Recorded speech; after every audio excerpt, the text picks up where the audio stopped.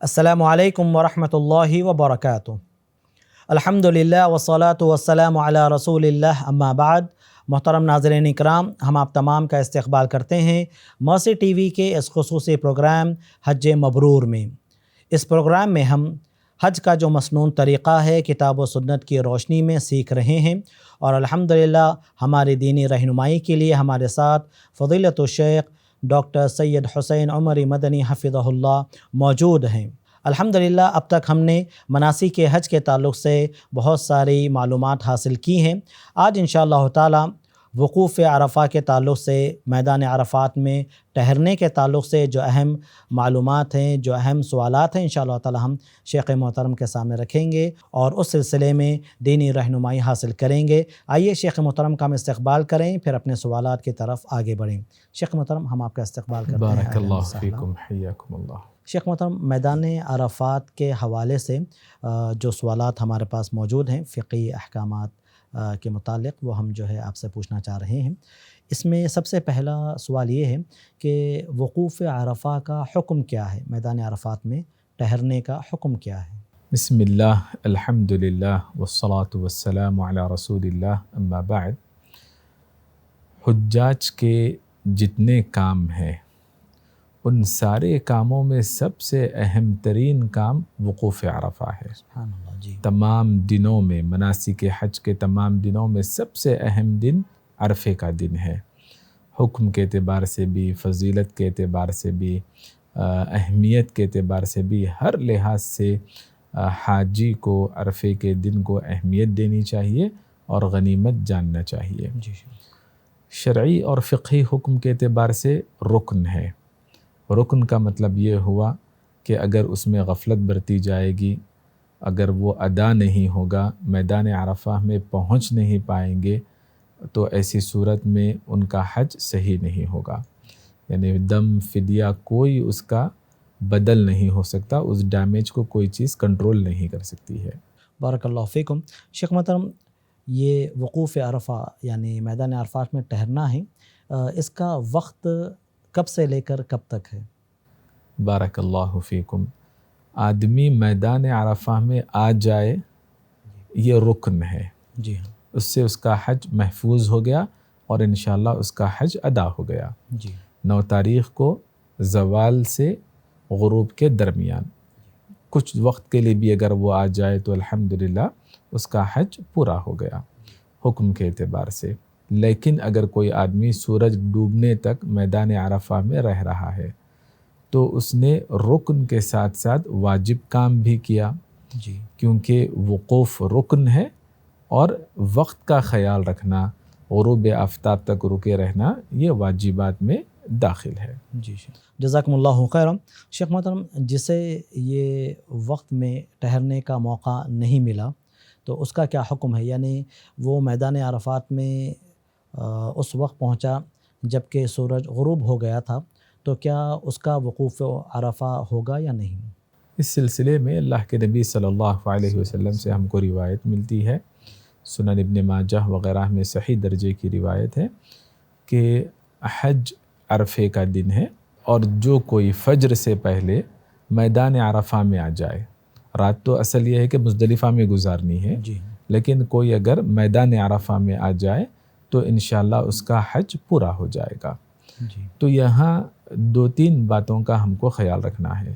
اختیاری حالات میں مکمل زوال سے غروب تک وہاں پر رہیں، اور اگر حالات اختیاری نہیں ہیں، کچھ صحت کا مسئلہ ہے، جلد جانا ہے، تو ایسی صورت میں وہ غروب سے پہلے جا سکتا ہے، لیکن اس کو دم دینا پڑے گا، اور اضطراری یا مجبوری کا وقت یہ ہے کہ وہ غروب کے بعد بھی میدان عرفہ میں آ سکتا ہے۔ فجر سے پہلے تک اس کا حج انشاءاللہ محفوظ ہو جائے گا اور حج ادا ہو جائے گا۔ جی شیخ، بارک اللہ فیکم۔ کتنی دیر کتنے منٹس کم سے کم وہ عرفات میں رکے، ایسا کوئی تحدید ہے؟ شریعت اس سلسلے میں خاموش ہے۔ میدان عرفہ میں اگر وہ داخل بھی ہو جائے گا تو وقوف کے حکم میں آ جائے گا۔ جی شیخ، بارک اللہ فیکم۔ عرفے کا دن جیسا کہ آپ نے بتایا کہ بڑی اہمیت کا حامل ہے، تو عرفے کے دن حجاج کرام کو وقوف عرفہ میں جب وہ ٹہر رہے ہیں تو انہیں کون سے کام انجام دینے چاہیے؟ عرفے کا دن بلکہ اس دن کا ہر لمحہ دعاؤں کی قبولیت کا ہے. غفلت نہیں برتنی چاہیے، غیر ضروری بات چیت میں نہیں رہنا چاہیے، بلا وجہ آرام نہیں کرنا چاہیے. ہو سکے تو کھڑے ہو کر بھی دعائیں کرنی چاہیے، بیٹھ کر دعائیں کرنی چاہیے، لیٹے لیٹے ذکر کرنا چاہیے پہلو کے بل. اپنی زبان کو دعاؤں سے تر رکھیں، یہ افضل عمل ہے. اب دعاؤں میں خاص طور پر لا الہ الا اللہ وحدہ لا شریک لہ لہ الملک ولہ الحمد وہو علی کل شیء قدیر، یہ سب سے افضل ترین دعا ہے اس دن جو کی جائے گی. اور اس میں بھی توحید کا پہلو ہے، انبیاء علیہم السلام کی یہ سنت ہے، اور ہمارے نبی نے بھی جو دعائیں کی ان میں سب سے افضل یہ دعا ہے، سب سے خیر و برکت والی یہ دعا ہے. دوسری دعائیں بھی ہم کو ملتی ہیں، انما الخیر خیر الآخرہ، یہ بھی پڑھ سکتے ہیں، یا پھر اپنی زبان میں عربی زبان میں جو دعائیں کرنا چاہیں انشاءاللہ کر سکتے ہیں، لیکن اپنے آپ کو دعاؤں کے لیے فارغ رکھیں اور ہر لمحے کو غنیمت جانیں. بارک اللہ فیکم. شیخ محترم، میدان عرفات میں جو خطبہ ہوتا ہے مسجد نمرہ میں، تو اس خطبے کو سننے کا کیا حکم ہے؟ کیا یہ واجب کے درجے میں آئے گا کہ مسجد کو پہنچنا ہی چاہیے؟ یہ خطبہ سننے کی کوشش تو کرنی چاہیے، اگر صحت اجازت دے رہی ہے، وقت موجود ہے، راستے معلوم ہے، وہاں پر جگہ کا امکان ہے، تو اس میں دو رائے نہیں کہ افضل یہ ہے کہ خطبہ سنے، امام کے ساتھ، امام کے پیچھے نماز پڑھے، یہی ترتیب اصل ہے. لیکن اگر کوئی اپنے خیمے میں ہے اور اس کا خیمہ مسجد سے دور ہے، اکثر لوگ نئے رہتے ہیں، راستوں سے واقف نہیں رہتے، بس سے اترے اور پھر بس میں چڑھ کر ان کو جانا رہتا ہے، تو بہتر یہ ہے کہ وہ اپنے آپ کو آزمائش میں نہ ڈالیں. خطبہ سننا فرض اور واجب نہیں ہے، شرط اور رکن نہیں ہے، سنت اور مستحب ہے. موقع ملا سن لیے تو انشاءاللہ اجر و ثواب ہے، نہیں سن سکے تو انشاءاللہ تب بھی اجر ملے گا، کیونکہ ہر کسی کی نیت ہوتی ہے، سچی نیت ہوتی ہے، لیکن حالات وہاں پر امکانات ساتھ نہیں دیتے ہیں، تو نیت کے مطابق انشاءاللہ اللہ تبارک و تعالی ایک اجر دینے والا ہے. تو ایسے افراد اپنے طور پر خطبہ نہ دیں. بعض لوگ کوشش کرتے ہیں کہ ہر کوئی اپنے اپنے دائرے میں کچھ نصیحت کرنے، خطبہ دینے کی کوشش کرتے ہیں. نہیں، خطبہ نہیں دینا چاہیے. اپنے طور پر ان کو نماز پڑھنی چاہیے، باجماعت نماز پڑھ سکتے ہیں. ظہر کے وقت ہی جمع تقدیم کے ساتھ، جمع اور قصر دونوں کام میدان عرفہ میں ہیں. 9 تاریخ کے دن ظہر کے وقت ہی عصر بھی پڑھنی ہے، اور قصر کے ساتھ یعنی 4 رکعت والی نمازیں 2 رکعت کر کے پڑھنی ہے، اور اس کے بعد میں مغرب اور عشاء مزدلفہ میں جا کر ادا کرنی ہے جمع تاخیر کے ساتھ. جی شیخ، بارک اللہ فیکم. شیخ محترم، نماز کی ادائیگی جو مسجد نمرہ میں کی جاتی ہے تو کیا اس کی کوئی خاص فضیلت ہے؟ ظہر اور عصر اگر کوئی وہاں پر پڑھ رہا ہے، باجماعت نماز ادا کرنے کا اجر ملے گا. جتنے قدم چل کر جائیں گے وہ ثواب اور فضیلت ملے گی. لیکن خاص طور پر وہاں ادا کرنے، جیسے مسجد حرام میں ہے، مسجد نبوی میں ہے، اس طرح سے کوئی روایت میرے علم میں نہیں ہے. جزاکم اللہ خیرا. شیخ محترم، وقوف عرفہ میں جب ہیں تو جیسا کہ آپ نے رہنمائی فرمائی کہ دعائیں ہونی چاہیے زیادہ سے زیادہ، تو عرفے کی دعا کا کیا کوئی مقام و مرتبہ الگ سے بیان کیا گیا ہے؟ لوگ عام طور پر جو ہے اپنے جو تجربات ہیں وہ بیان کرتے ہیں کہ ماشاءاللہ سے عرفے کے دن ہم نے فلاں دعا کی تھی اور الحمدللہ ہماری وہ دعا مکمل ہوئی، پوری ہوئی، قبول ہوئی. الحمدللہ عرفے کا دن دعاؤں کی قبولیت کا دن ہے. چونکہ شریعت نے جن جن مقامات پر دعاؤں کو مشروع رکھا تو وہ دعاؤں کی قبولیت کا دن شمار ہوگا. اور اللہ تبارک و تعالیٰ اس دن قریب آ جاتا ہے حجاج سے، اور ان کی جو مناجات ہے، گفتگو ہے، دعائیں ہیں، ان کو اللہ تبارک و تعالیٰ اہتمام کے ساتھ سنتا بھی ہے. ہر دعا مومن کی رد نہیں کی جاتی، اس اعتبار سے کہ یا تو اللہ تبارک و تعالیٰ جو چیز مانگی جا رہی ہے وہ عطا کر دیتا ہے، یا پھر اللہ تبارک و تعالیٰ اس دعا کے بدلے کسی مصیبت کو ٹال دیتا ہے، یا پھر اللہ تبارک و تعالیٰ اس کا اجر و ثواب آخرت میں نیکیوں کی شکل میں، ثواب کی شکل میں دینے والا ہے۔ صحابہ کرام اور سلف صالحین کہا کرتے تھے کہ مجھ کو فکر دعا کی قبولیت عدم قبولیت کی نہیں ہے، کہ دعا قبول ہوگی یا نہیں ہوگی اس کی مجھے فکر نہیں ہے، مجھ کو فکر اس بات کی ہے کہ میں دعا کر رہا ہوں یا دعا نہیں کر رہا ہوں۔ جی تو انشاءاللہ عرفے کے دن کی دعا ہو یا عام دعائیں ہوں، کبھی ضائع نہیں ہوتی، کسی نہ کسی اعتبار سے وہ مفید ثابت ہوتی ہیں۔ واللہ اعلم۔ شیخ محترم بارک اللہ فیکم، ایک سوال ہمارا یہ ہے کہ میدان عرفات میں جو پہنچنا ہے تو اگر کوئی پیدل پہنچے گا تو کیا اس سے اجر و ثواب زیادہ ملے گا؟ بسم اللہ، الحمدللہ والصلاة والسلام علی رسول اللہ۔ فقہاء نے، محدثین نے، اہل علم نے دونوں شکلوں کو جائز بتایا، اس سلسلے میں باب بھی باندھے اور روایات بھی پیش کی کہ مشی چل کر بھی جا سکتے ہیں اور رکوب سوار ہو کر بھی جا سکتے ہیں۔ اگر ہم اس روایت کو دیکھیں کہ اللہ کے نبی صلی اللہ علیہ وسلم نے ام المؤمنین سے فرمایا تھا کہ جس قدر تم خرچ کرو گی اور جس قدر تمہیں تھکان ہوگی اسی قدر تمہیں زیادہ اجر ملے گا، تو سرسری طور پر ہم کو یہ معلوم ہوتا ہے کہ پیدل جانے اور مشقت برداشت کرنے، جھیلنے اور اٹھانے پر بھی ہم کو زیادہ اجر ملے گا، یہ کام افضل ہے۔ لیکن شیخ البانی رحمہ اللہ اور دیگر اہل علم نے یہ بات بتائی کہ ان مقامات پر سوار ہو کر جانا زیادہ افضل ہے۔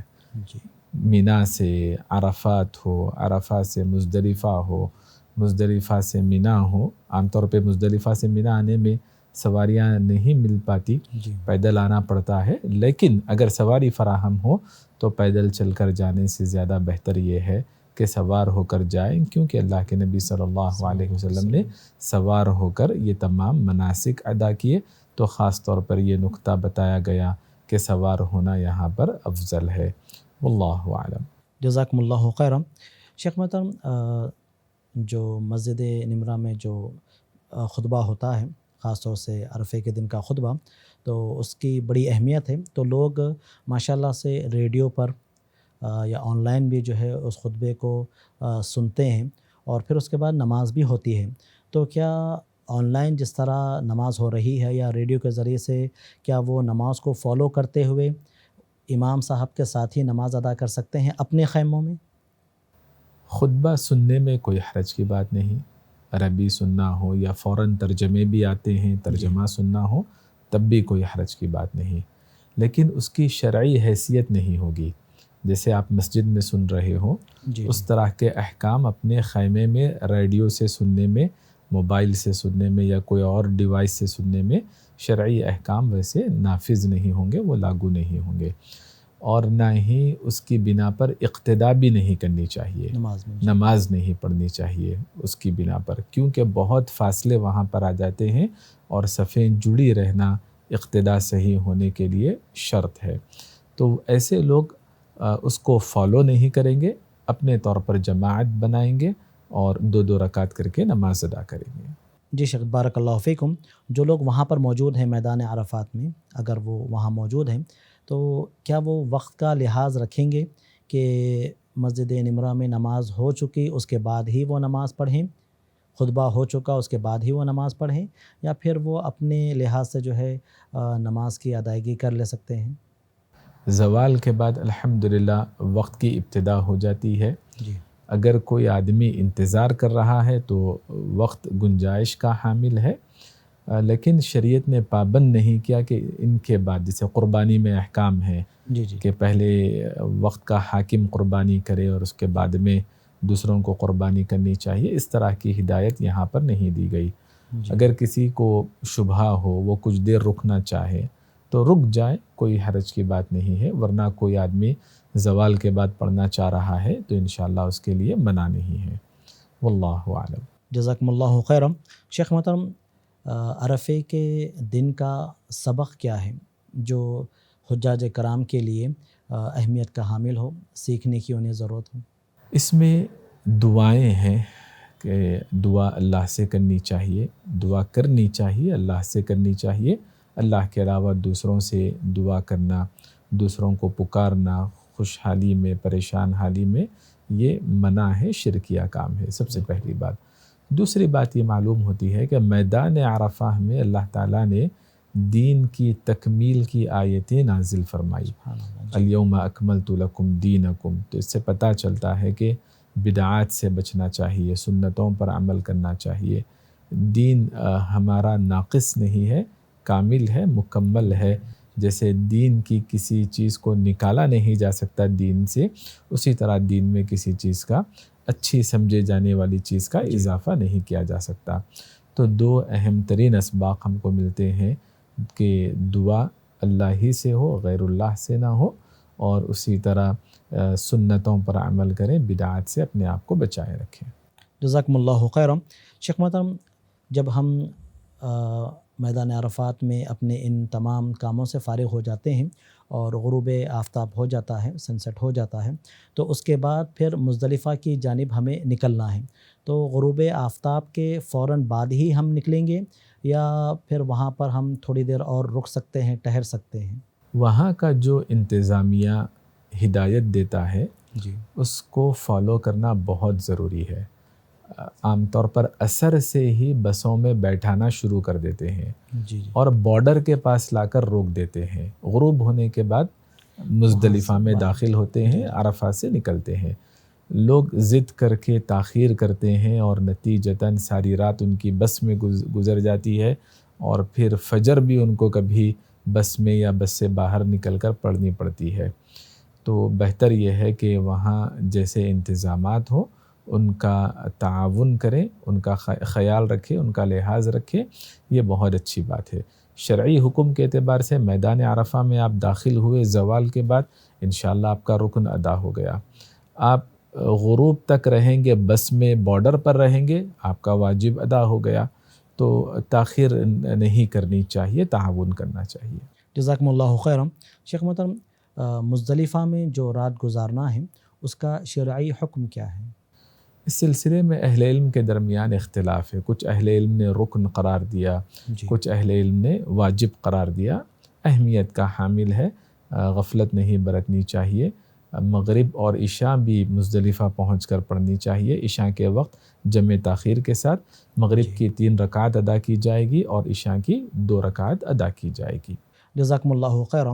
شیخ محترم، بسا اوقات زحمہ کی وجہ سے اور بھیڑ کی وجہ سے بعض لوگ مزدلفہ میں پہنچ ہی نہیں پاتے ہیں، اور بسا اوقات ایسا ہوتا ہے کہ فجر کی نماز بھی انہیں مزدلفہ میں نہیں ملتی ہے، تو کیا ایسے لوگ دم دیں گے؟ انہیں فدیہ دینا پڑے گا یا چونکہ واجب ان سے چھوٹ چکا ہے؟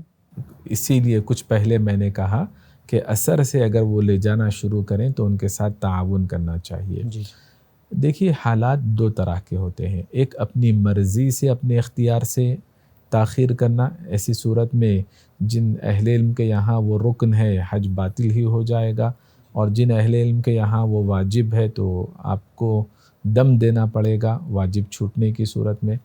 لیکن اگر بے اختیار حالات ہیں، آپ نے پابندی کی، اس کے باوجود بھی راستے بند رہیں، آپ بس میں لگے رہیں کہ موقع ملا تو آگے بڑھ جائیں گے، پوری کوشش آپ کی رہی، بھیڑ بھاڑ کی وجہ سے آپ نہیں پہنچ پائے، تو اس شیخ بن باز رحمہ اللہ اور لجنہ دائمہ نے کہا کہ انشاءاللہ حج صحیح ہے، مکمل ہو جائے گا، اور فدیہ دینے کی کوئی ضرورت نہیں، کیونکہ یہ مجبوری کی کیفیت ہے اور اپنے اختیار کے باہر ہے۔ واللہ اعلم۔ جزاکم اللہ خیرا۔ شیخ محترم، نماز پڑھنے کی بات جو آپ نے بیان فرمائی ہے کہ جمعاً اور قصراً ہم ادا کریں گے اور جمع تاخیر کے ساتھ، تو عشاء کا وقت کب تک رہے گا شیخ، اور یہ نماز انہیں کب تک پڑھ لینی چاہیے؟ جیسے ہی مزدلفہ پہنچیں گے، پہنچنے تک مغرب کا وقت ختم ہو جائے گا۔ عشاء کے وقت کے الگ الگ مراتب ہیں، افضل وقت ہے، مجبوری کا وقت ہے۔ تو ثلث اللیل الاول، رات کا جو پہلا تہائی ہے، اس سے پہلے اگر پڑھ لیں تو بہت بہتر ہے، ورنہ جتنی تاخیر یہاں تک ہو وہ افضل درجے میں ہے۔ اس کے بعد مجبوری کا وقت شروع ہو جاتا ہے، فجر سے پہلے تک مجبوری کا وقت رہے گا، ادا کرنی چاہیے۔ جزاکم اللہ خیر۔ شیخ محترم، مزدلفہ میں جو کام حجاج کرام کو انجام دینے چاہیے، جیسا کہ آپ نے رہنمائی فرمائی کہ وہاں پہنچ کر مغرب اور عشاء کی نماز جو ہے ہم پڑھیں گے جمعاً اور قصراً اور تاخیر کے ساتھ، یعنی جمعی تاخیر کے ساتھ، تو اس کے علاوہ بھی کیا کچھ کام ہیں جو مزدلفہ کے میدان میں یا مزدلفہ میں انجام دینا ہے؟ آرام کرنا ہے، فجر کی نماز پڑھنی ہے، طلوع آفتاب تک دعائیں کرنی ہے، ورنہ تب تک آرام کرتے ہوئے رات گزارنی ہے۔ اگر اس مقام پر کنکریاں مل جائیں کل رمی کرنے کے لیے 10 تاریخ کو 11-12 کو، تو کنکریاں چن لیں، ورنہ راستے سے لے لیں یا مینا سے لے لیں۔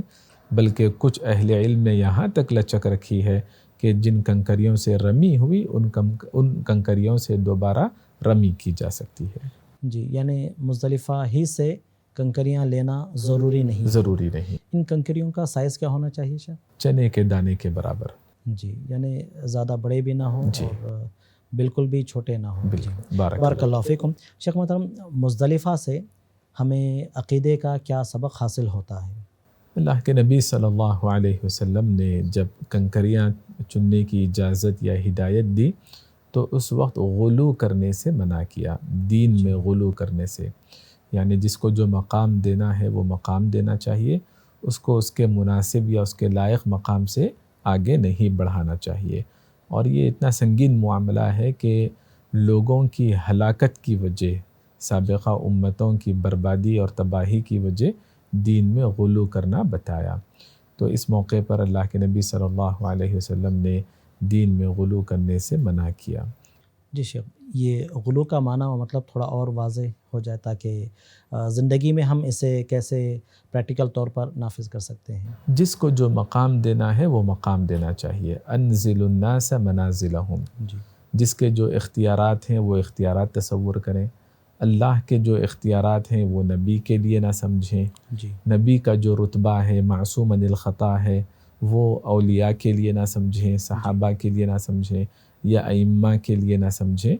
تو شریعت نے جس کو جس مقام پر رکھا، لا تطرونی، اللہ کے نبی صلی اللہ علیہ وسلم نے فرمایا کہ مجھ کو تم میرے مقام سے آگے نہ بڑھاؤ، یعنی رب کے درجے میں نہ رکھو، جیسا کہ نصارہ نے عیسیٰ علیہ السلام کو معبود کے درجے میں رکھ دیا۔ تو غلو حد سے آگے بڑھنا یا حد سے آگے بڑھانا، یہ غلو کی الگ الگ شکلیں ہیں۔ جزاکم اللہ خیرا۔ محترم ناظرین کرام، الحمدللہ میدان عرفات میں ایک حاجی کو کون سے کام انجام دینے چاہیے، نمازیں کس وقت میں پڑھنے چاہیے، کس انداز سے پڑھنے چاہیے، اور اسی طرح مزدلفہ میں رات گزارنے کا حکم کیا ہے، اور مزدلفہ میں مغرب اور عشاء کس انداز سے ادا ہوگی، اور اسی طرح سے رات کیا ہم عبادت میں گزاریں گے یا پھر آرام کریں گے، یہ ساری تفصیلات الحمدللہ کتاب و سنت کی روشنی میں ہم نے سیکھی ہیں۔ ہم اللہ تعالیٰ سے دعا کرتے ہیں کہ اللہ رب العالمین شیخ محترم کے علم میں اور عمر میں برکت عطا فرمائیں۔ محترم ناظرین، ہمارا یہاں پر ایپیسوڈ مکمل ہو رہا ہے، انشاءاللہ تعالیٰ اگلے ایپیسوڈ میں مزید تفصیلات کے ساتھ آپ سے ملاقات ہوگی۔ تب تک کے لیے اجازت دیجیے۔ جزاکم اللہ خیرا، والسلام علیکم ورحمۃ اللہ وبرکاتہ۔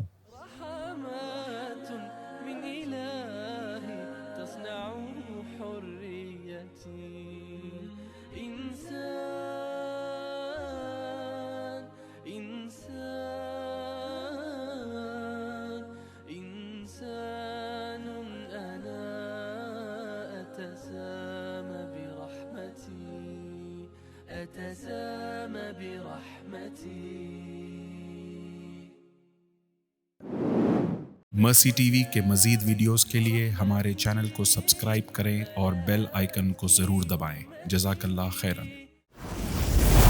مرسی ٹی وی، پیغام رحمت۔